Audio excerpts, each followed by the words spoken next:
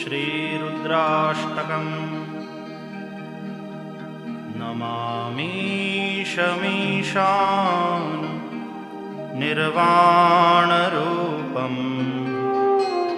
विभुं व्यापकं ब्रह्मवेदस्वरूपम्।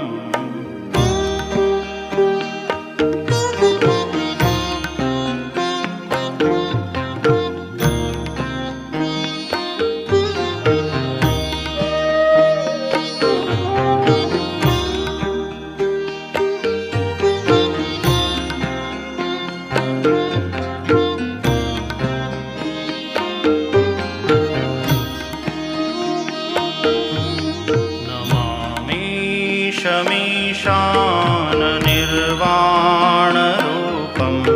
विभुं व्यापकं ब्रह्मवेदस्वरूपं निजं निर्गुणं निर्विकल्पं निरीहं चिदाकाशमाकाशवासं भजेऽहम्। नमामि शमीशान निर्वाणरूपं विभुं व्यापकं ब्रह्मवेदस्वरूपम्।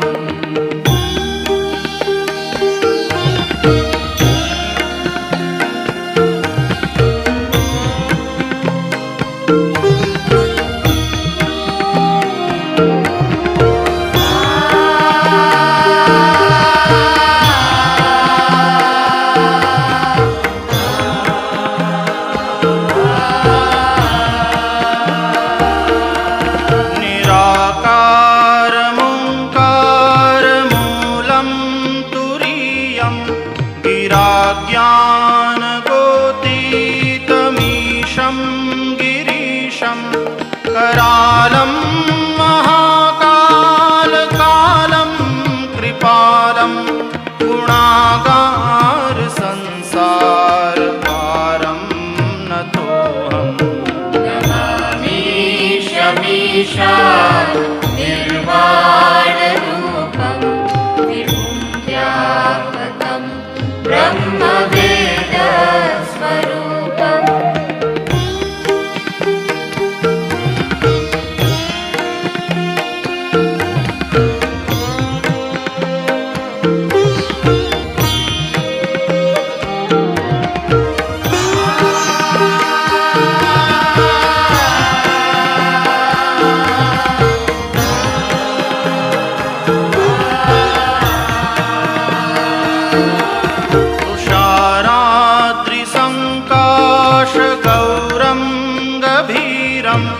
मनोभूतकोटिप्रभाश्रीशरीरं स्फुरन्मौलिकल्लोलिनी चारुगङ्गा लसद्भालबालेन्दुकण्ठे भुजङ्गा जगत्कुण्डलं भ्रूसुनेत्रं विशालं प्रसन्नाननं नीलकण्ठं दयालं मृगाधीशचर्माम्बरं मुण्डमालं प्रियं शङ्करं सर्वनाथं भजामि। नमामि शमीशान निर्वाणरूपं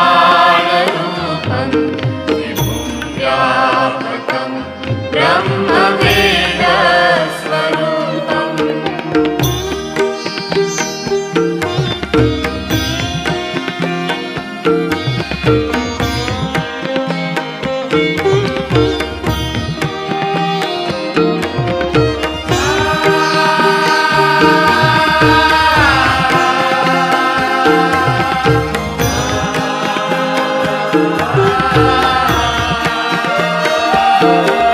प्रचण्डं प्रकृष्टं प्रगल्भं परेशम् अखण्डम् अजं भानुकोटिप्रकाशं त्रयः शूलनिर्मूलनं शूलपाणिं भजेऽहं भवानि।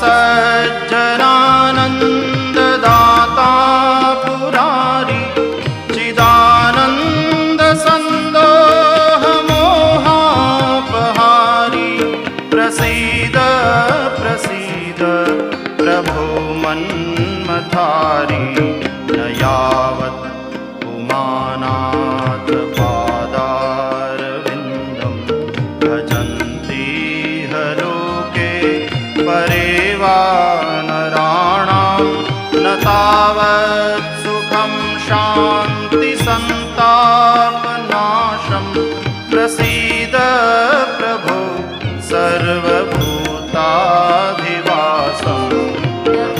मीशमीशा निर्वाणरूपं विभुं व्यापकं ब्रह्मवेदस्वरूपम्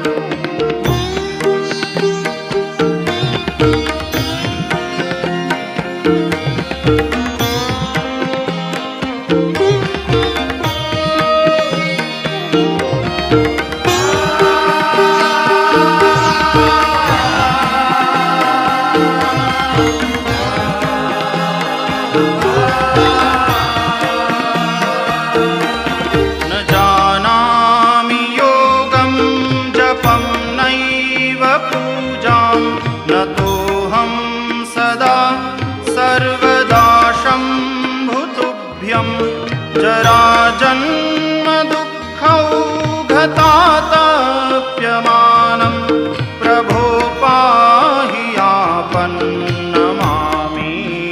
शम्भो नमामीशमीशा निर्वाणरूपं विभुं व्यापकं ब्रह्मवेदस्वरूपं विभुं व्यापकं ब्रह्मवेदस्वरूपं विभुं व्यापकं ब्रह्मवेदस्वरूपम्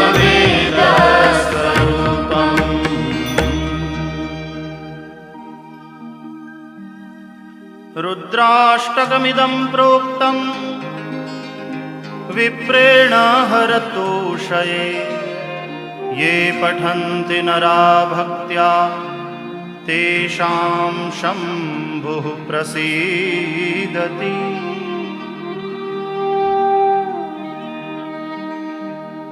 इति श्रीगोस्वामी तुलसीदासकृतं श्रीरुद्राष्टकं सम्पूर्णम्।